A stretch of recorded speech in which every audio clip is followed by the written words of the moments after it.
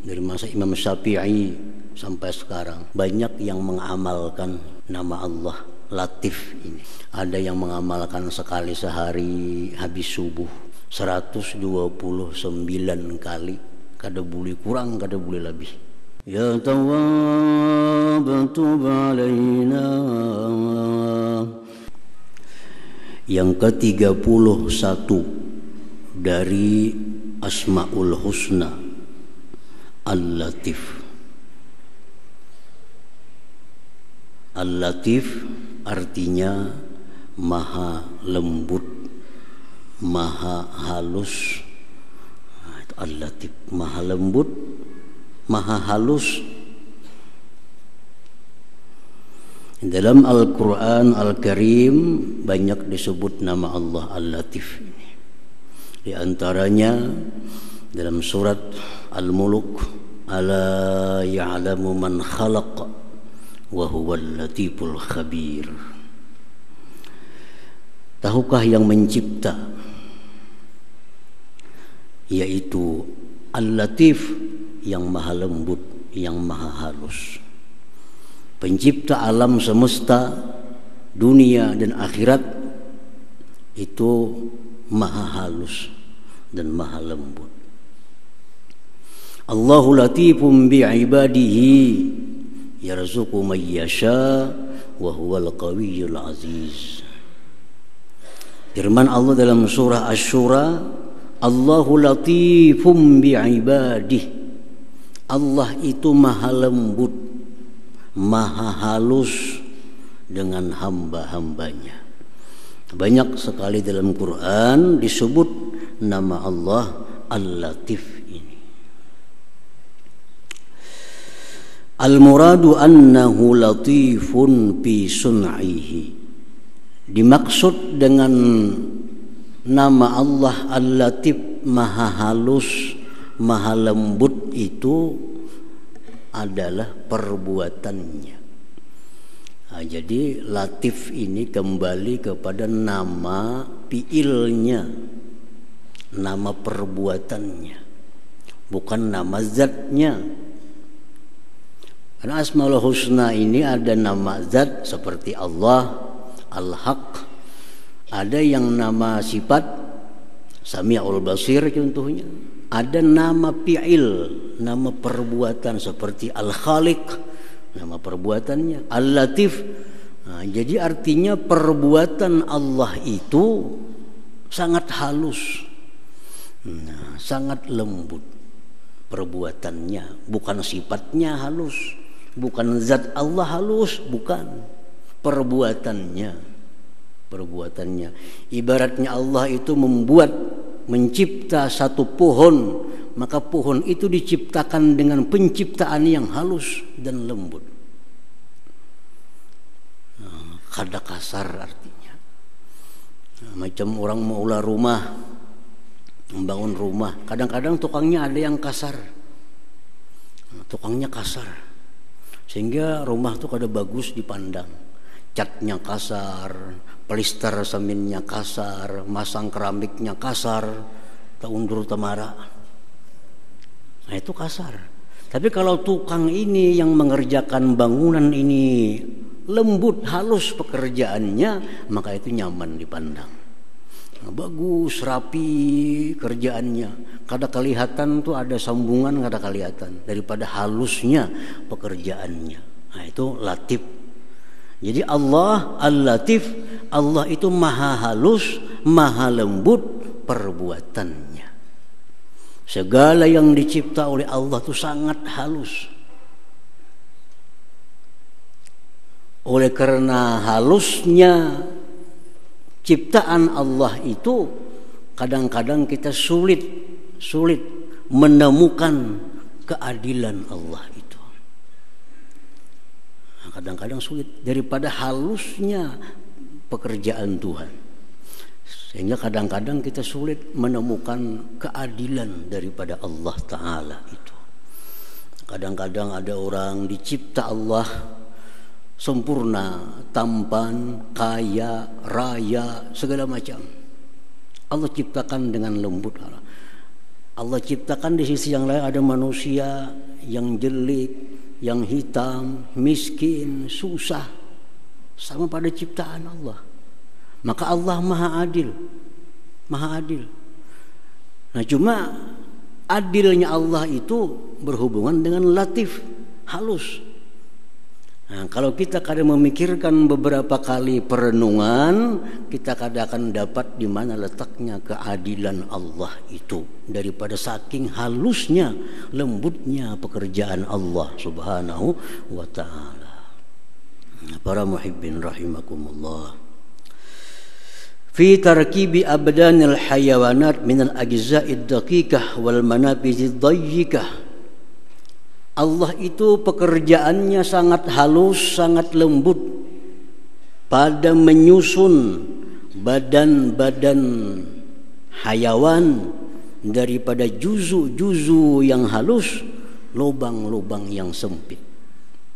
Kita lihat ciptaan Allah seekor nyamuk. Nyamuk itu ciptaan Tuhan. Coba kita perhatikan bagaimana halusnya ciptaan Allah seekor nyamuk. Nyamuk tuh ada matanya. Nyamuk tuh ada mulutnya. Nyamuk tuh ada perutnya. Nyamuk tuh ada kakinya. Nyamuk tuh ada pembuangannya. Nah, hampir-hampir kita kadang bisa melihat mana mulutnya nyamuk itu, mana pembuangannya nyamuk itu, daripada saking halusnya ciptaan Allah Subhanahu wa taala. Nah, ini manusia dicipta oleh Allah. Manusia ini makhluk yang diciptakan Allah dengan sangat lembut, sangat halus. Di dalam tubuh kita lebih 300 ada persendian. Nah, ini ciptaan Allah. 1, 2, 3 persendian, 4, 5, 6, dihitungnya lebih 300. Dan kelihatannya bagus, indah. Nah, ini masuk daripada Al-Latif, ciptaan Allah sangat halus. Coba rubut ulahan manusia, kayak apa aja hebatnya manusia mulah rubut, kada bagus selalu dilihat. Retak-retak berbunyi tangannya bila bergerak. Nah, manusia kan kada sering bunyian, padahal kada diminyaki, kada ada pelumasnya. Tapi persendian manusia bergerak dengan halus, lembut. Nah, itulah wujud daripada Allah itu Al-Latif, maha halus. Nah, jadi segala ciptaan Allah kalau kita lihat, kita pikirkan, kita tahu bahwa Allah itu maha lembut, ciptaan daripada Allah Subhanahu wa ta'ala. Wa annahu latifun bil in'am war rahmah, bahwa Allah itu lagi maha latif, maha lembut, maha halus pada memberikan nikmat dan rahmatnya. Nah, karena kita ini dapat rahmat, dapat nikmat, tapi Allah itu kadang-kadang menyampaikan rahmat nikmat itu caranya halus, sehingga kita kadang-kadang merasa bahwa kita disayang oleh Allah. Kita kadang merasa dapat nikmat dari Allah. Kenapa? Karena Allah menyampaikan nikmat itu caranya sangat halus, kada terasa. Banyak nikmat Allah yang diberikan kepada kita tanpa kita ketahui, tanpa kita sadari. Kenapa? Daripada halusnya cara Allah menyampaikan nikmat itu kepada manusia. Nah, para muhibbin rahimakumullah. Nah, jadi itu artinya Al-Latif ini. Allah menyampaikan rahmat, menyampaikan pahala, kadang-kadang dengan cara yang kita kada tahu, kada kata sadari, kada terperhatikan. Kadang-kadang orang merasa kada disayang oleh Allah, padahal disayang. Cuma cara menyampaikan sayangnya itu Allah sangat lembut, sangat halus, sehingga kada terasa bahwa kita disayang oleh Allah Subhanahu wa ta'ala. Menyampaikan azab pun kadang-kadang dengan cara yang halus, sehingga kadang-kadang orang kadang merasa bahwa dia berada dalam azabnya Allah. Orang ini sihat walafiat, hidupnya makmur, bahagia. harta berlimpah ruah, pangkat kedudukan tinggi. Rasanya inya ini kayak rasa sudah untung. Kada tahu lewat situ Allah mengirimkan azab kepada orang itu. Diberikannya ini kada disyukuri, diberikannya ini kada disyukuri, bahkan semakin jauh dari Allah. Nah, dari saking halusnya Allah mengirim azab kepada hamba kada sadar. Jadi artinya kita disuruh selalu tafakkur. Harta yang datang kepadaku ini apakah ini apa nih yang datang nih? Apakah ini rahmat atau azab nih? Karena kadang-kadang kada terasa daripada lembutnya Allah, halusnya Allah cara menyampaikan itu kepada kita. Para muhibbin rahimakumullah. Wa min lutfihi khalqul janin fi batni ummi. Setengah daripada kelembutan, halusnya ciptaan Allah menciptakan janin dalam perut ibu. Janin dalam perut, dalam rahim ibu. Di situ janin dalam perut itu diciptakan Allah, makannya lewat pusat. Lewat pusat. Kada lewat mulutnya ada. Nah, pusatnya panjang. Itu yang menghisap makanan. Kenapa kada lewat mulut? Maka ada mulut. Kada difungsikan oleh Allah mulut janin. Yang difungsikan itu pusat. Kenapa sebabnya? Karena yang dihisapnya itu adalah najis. Yang dihisapnya itu darah. Allah kada mau mulut yang untuk berzikir ini bekas darah. Allah kada mau mulut yang akan berzikir ini bekas yang najis. Makanya si janin itu makan lewat pusat.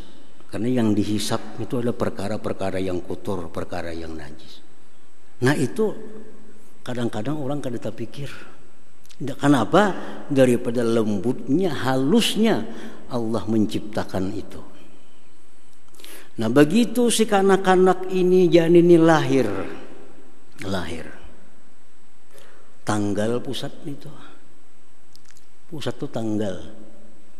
Pacul artinya lepas pusat. Berfungsi mulut. Kenapa? Yang dihisapnya susu itu halal. Susu halal. Nah, dihisapnya susu lewat mulut, hampir lewat pusat kada lagi. Nah, ini pekerjaan Allah. Siapa yang bisa mengatur itu ada? Siapa yang bisa mencipta demikian? Allah mencipta. Dan kanak-kanak itu begitu lahir kada ada yang begigi. Adalah kanak-kanak lahir begigi rapat semua Anda. Bayi ajaib pun ada begigi lahir. Semua kanak-kanak lahir dalam keadaan umpung. Kenapa umpung? Satu, yang dihisapnya susu. Susu kada perlu gigi. Yang kedua, perutnya masih belum tahan untuk mengunyah-ngunyah makanan-makanan yang keras. Kada perlu ada gigi. Nah, itu latifnya Allah. Begitu si kanak-kanak ini umur 2 tahun, disuruh Allah, dah berhenti nyusu dah 2 tahun. Timbul gigi. Anak-anakku timbul gigi umur 2 tahun. Kenapa? Sudah bisa makan pisang. Menyusu bisa mengikut sakit mamanya. Nah, umur 2 tahun timbul gigi ke kanak-kanak tadi. Itu sudah dicipta oleh Allah. Nah, sedemikian itu halusnya ciptaan Allah terhadap manusia ini. Nah, kalau kita kadang memikirkan ujar Imam Ghazali, kadang mengamati, dikira ya biasa aja. Nyusu lahir, kayaknya 2 tahun timbul gigi, dikira biasa. Padahal itu semua dicipta oleh Allah, ada maksud, ada tujuan dari Allah Subhanahu wa ta'ala. Nah, para muhibbin rahimakumullah,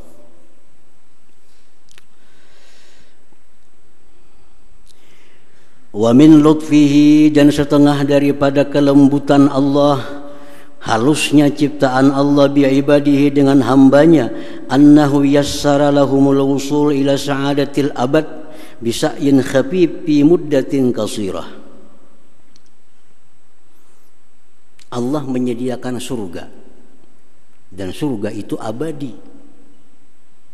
Abadi. Si manusia calon penghuni surga ini dimudahkan oleh Allah beramal, berbuat sesuatu yang dia masuk surga pada masa yang singkat di dalam dunia. Beramal kita sedikit dalam dunia, waktunya pun setumat sebentar dalam dunia. Mati husnul khatimah, masuk surga selama-lamanya. Ini bagian daripada lembutnya Allah Subhanahu wa ta'ala. Nah, para muhibbin rahimakumullah, jadi kita percaya 100%, yakin seyakin-yakinnya bahwa Allah Ta'ala itu bernama Al-Latif. Segala yang diperbuatnya itu diperbuat dengan penuh kelembutan dan sangat halus. Kalau kita kadang merenungi ciptaan Allah, kita kadang akan tahu daripada lembutnya, halusnya ciptaan Allah. Kalau kita pandang sebatang pohon, pandang biasalah pohon. Tapi kalau kita teliti pohon itu satu persatu, nampak ciptaan pohon ini luar biasa. Luar biasa halusnya Allah mencipta sebatang pohon itu. Al-mu'min bismillahil-latif, bermula orang yang beriman dengan nama Allah Al-Latif, ayyarfuqa wa yatalattafa bi'ibadillahi ta'ala fi hidayatihim ilallah. Kalau kita percaya beriman bahwa Allah Ta'ala itu maha lembut, maha halus pekerjaan perbuatannya, maka kita yang beriman ini mesti bersikap halus, bersikap lembut dengan hamba Allah pada memberi petunjuk kepada mereka. Nah, jadi satu itu dalam berdakwah, dalam mengajak kebaikan kepada orang, cari jalan yang sehalus-halusnya sehingga orang tuh kadang merasa kita ajak ke jalan Allah. Kadang merasa, namun kita bawa, yuk sini sembayangan, masih itu kasar ngarannya. Kasar itu nampak benar nyuruh orang sembahyang. Itu kasar. Itu kada latif. Nah, kalau kita beriman dengan Al-Latif, nah, kita ajak orang itu sembahyang, kita ajak orang itu takwa kepada Allah, orang itu kadang merasa bahwa kita ajak. Nah, daripada saking halusnya dakwah kita, bini kita kadang merasa kita mengajaknya berbuat kebaikan. Anak kita kadang merasa kita ajak dia berbuat baik. Kenapa? Karena cara dakwah kita lembut, nah, cara dakwah kita halus. Nah, bagaimana cara dakwah yang halus itu, cara dakwah yang lembut itu? Antara lain ad-dakwah bil hal, dakwah dengan hal, dakwah dengan keadaan. Kada perlu kita menyuruh bini, saya sembahyang di awal waktu baik, kada usah disuruh. Tapi kita praktikkan sehari-hari. Orang azan, kita sembahyang. Orang azan, sembahyang. Kayak apapun raminya TV, kayak apapun sibuknya, orang azan, sembahyang. Ini dilihat oleh bini. Anak kita melihat. Nah, itu akan masuk ke dalam hatinya dakwah yang lembut tanpa terasa menuruti abahnya kenanya. Ini abah bila azan tutup TV dah, sembahyang. Kayak apa sibuknya pekerjaan, kalau orang azan abah pasti sembahyang. Anaknya ini tanpa terasa terdakwahi dengan cara seperti itu. Nah, kalau kita menghuluakan di rumah,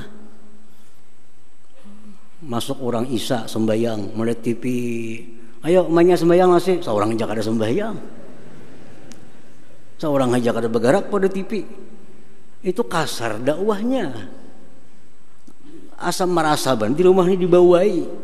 Nah, mestinya dalam dakwah kepada kebaikan itu kita cari cara supaya dakwah kita itu orang kada terasa diajak. diajak sembahyang. Satu itu. Yang kedua, wa ayyata'anna fima ata minal a'mal wa la yata'ajjal, bahwa dia mesti perlahan.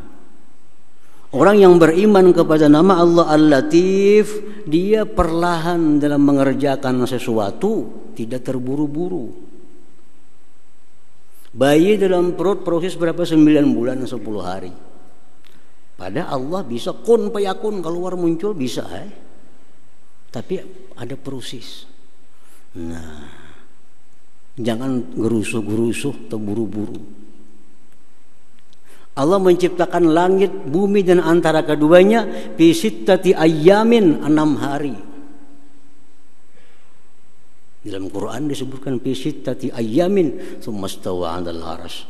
Allah ciptakan langit, bumi, antara keduanya, gunung, laut, 6 hari. Hari Ahad Allah ciptakan bumi, hari Senin Allah ciptakan pohon. Nah, ada hari-harinya. Itu menunjukkan apa? Menunjukkan bahwa kehidupan manusia itu ada prosesnya. Jangan hendak menggasak-gasak sesuatu nang kada kawa digasak. Kayaknya hasilnya kasar, hasilnya kada sempurna. Rumah yang mesti selesai 3 bulan digasak siang malam menjadi sebulan, hasilnya kada bagus. Kenapa? Karena ini kada Al-Latif. Kada Al-Latif. Nah, sesuatu yang diperbuat dengan terburu-buru, baik itu amal ibadah, baik amal dunia, terburu-buru, kadang mau bagus. Kadang mau bagus sudah. Sembahyang terburu-buru, kadang mau bagus. Baudu terburu-buru, kadang mau bagus. Mesti perlahan, supaya sembahyang yang kita perbuat itu sembahyang yang halus, dan kada kelihatan celah untuk dicela sembahyang kita itu. Nah, Al-Latif. Yang ketiga, wa ayyassira ala ibadillah ta'ala, bahwa orang yang beriman kepada nama Allah Al-Latif, dia akan memberikan kemudahan kepada hamba-hamba Allah. Kemudahan. Selama hukum masih membolehkan mudah, kenapa dipersulit? Ini hukum agama demikian-demikian mudah, jangan dipersulit. Baik urusan ibadah, baik urusan dunia, kalau bisa mudah, kenapa harus sulit? Nah, Rasulullah SAW bersabda, Inna Allah yuhibbu samhal bai, samhal syira, samhal qada. Rawahu Tirmidzi. Allah itu mencintai. Nah, ini Tuhan mencintai. Mencintai siapa? Orang-orang yang bila membeli mudah, bila berjual mudah. Ya, berjual beli itu kada bertili-tili, mudah. Berjual barang pun mudah. Berapa barang ini harganya? 2.000. Bisa kurang pas 2.000. Orang ini harga kada sarah aja lagi. Ini memberi kemudahan. Ini kada, berapa barang? 4.000. Bilang 2.000 aja lah, ya 3,5 lah, kada apa-apa. 3,5. Jadi orang kayaknya 2,5, ya 3 lah, 3. Jangan pembeli mau 3 kok kada jadi ya. Berjalan, sini jadi. Nah, itu mempersulit ngalannya. Orang mestinya waktunya singkat, jadi berbelit-belit. Allah kada ketuju itu. Allah ketujuh kalau kita berdagang mudah nukar, mudah beli.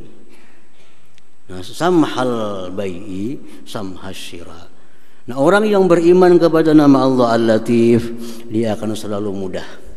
Orang berurusan lawan ini hendak apapun kada sulit. Jual kah, menukari kah, apakah kada mau sulit. Nah, yang keempat, wa an la yu'ayyira ala ibadillah ta'ala, bahwa dia orang yang beriman kepada nama Allah Al-Latif, dia tidak mau mencela, mengaibkan hamba-hamba Allah, makhluk Allah subhanahu wa ta'ala. Baik yang dicela ini fisik maupun yang dicela ini sifatnya rohani, itu kada boleh. Orang tuh fasik, peminum arak, penjudi, tapi kada boleh dipanggil hai fasik, kada boleh. Kada boleh. Orang itu penjina, tahu sudah sekampungan tahu penjina. Kada boleh kita panggil ya zani, hai penjina, kada boleh. Nah, itu orang yang beriman kepada nama Allah Al-Latif, dia kada akan mencela baik makhluk Allah yang sifatnya manusia atau makhluk Allah yang lainnya. Rasulullah SAW diriwayatkan ma'aba Rasulullah SAW ta'aman qat. Rasulullah itu kada pernah Nabi itu mencela masakan yang dihidangkan kepadanya. Kada pernah. Kamanisan kah, kamasinan kah, kehambaran kah, kurang, kada pernah. Oh, makanannya kada nyaman, kada pernah. Ma'aba Rasulullah ta'aman. Rasulullah kada pernah mencela makanan yang dihidangkan itu. Jadi bini Nabi itu kada perlu khawatir, karena Nabi kada bakal mencela apapun yang dihidangkan kepadanya. Nah, ini bagian daripada beriman kepada nama Allah Al-Latif itu. Nah, para muhibbin rahimakumullah. Nah, para ulama dari masa dahulu, dari masa Imam Syafi'i sampai sekarang, banyak yang mengamalkan nama Allah Latif ini. Ya Latif, Ya Latif, Ya Latif, Ya Latif, Ya Latif. Ada yang mengamalkan sekali sehari habis subuh. Ada yang mengamalkan setiap habis sembahyang 5 waktu. Nama Allah Ya Latif 129 kali, kada boleh kurang, kada boleh lebih. Ya Latif, Ya Latif, Ya Latif, Ya Latif, Ya Latif, Ya Latif.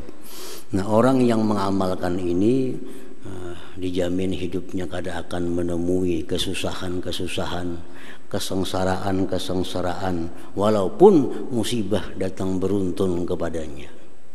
Musibah datang banyak, tapi dia merasa senang, merasa tenang. Kenapa? Karena akibat daripada mengamalkan Ya Latif, Ya Latif, Ya Latif, Ya Latif 129. Kenapa kada boleh kada kurang? Karena sesuai jumlahnya. Lam itu jumlahnya 30, Ta 9, Ya 10, Pa 80, jumlah 129. Nah, jadi bila lebihan pada itu kada dapat dah fadilatnya. Mur itu kada pas lagi dipasang, bautnya kada cocok lagi. Nah, jadi mesti pas. Yakinkan bahwa yang kita Ya Latif itu 129. Ya Latif, Ya Latif, Ya Latif, Ya Latif, Ya Latif, Ya Latif. Kalau bisa paling kada sekali sehari habis subuh. Kalau bagus lagi setiap 5 waktu. Nah, jadi walaupun kita kena musibah, orang kasihan lawan kita semuaan, tapi kita kada merasa. Nah, kita kada merasa. Sakit kada kawa dihindari. Susah kada kawa dihindari. Karena dunia negeri susah. Dunia negeri susah. Nah, orang yang minta kepada Allah jangan susah, itu kada mau dalam dunia, di akhirat kena. Nah, susah tetap turun kepada kita, sengsara tetap turun, penyakit pasti turun, tapi kita kada terasa karena Allah dengan lembut mengirimnya, Allah dengan halus mengirimnya. Nah, jadi amalkan Ya Latif, Ya Latif, Ya Latif, Ya Latif 129. Imam Syafi'i radhiyallahu anhu, beliau berdoa sesudah membaca itu, Allahumma inni as'alukal lutfa fi majarat bihil maqadir, fi majarat bihil maqadir. Menak berdoa bagus lagi. Tontong 129 sudah cukup. Hendak ditambah doa macam Imam Syafi'i lebih baik lagi.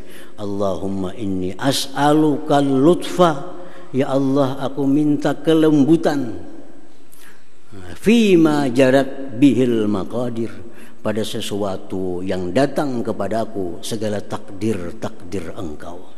Takdir apapun yang datang kepada kita, Allah sampaikan dengan cara yang lembut, cara yang halus, sehingga kita kadang merasakan apapun takdir itu, walaupun kesusahan, walaupun kesengsaraan.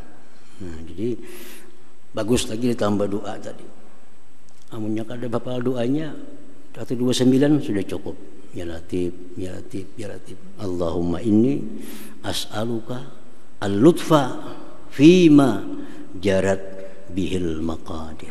Handap mana doanya itu.